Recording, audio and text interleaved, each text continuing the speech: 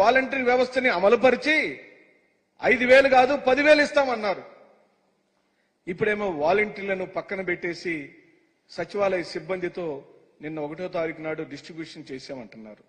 మళ్ళీ ఇక్కడ మేము జగన్మోహన్ రెడ్డి గారిని చంద్రబాబు నాయుడు గారు వదిలి వెళ్లటం లేదు. ఎలాగంటే జగన్మోహన్ రెడ్డి గారు స్థాపించిన సచివాలయ వ్యవస్థ ద్వారానే డిస్ట్రిబ్యూషన్ సిస్టమ్ జరిగిందని చెప్పి మనం చేస్తున్నాం.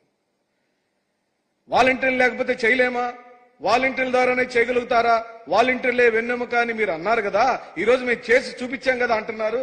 అయ్యా, మీరు చేసినటువంటి ఇంప్లిమెంటేషన్ ఆ పంపిణీ వ్యవస్థలో 80% ఎంప్లాయీస్ అందరూ కూడా జగన్మోహన్ రెడ్డి గారి ద్వారా ఉద్యోగాలు పొందిన 1,25,000 మంది సచివాలయ సిబ్బందే అని మనం చేస్తున్నాం.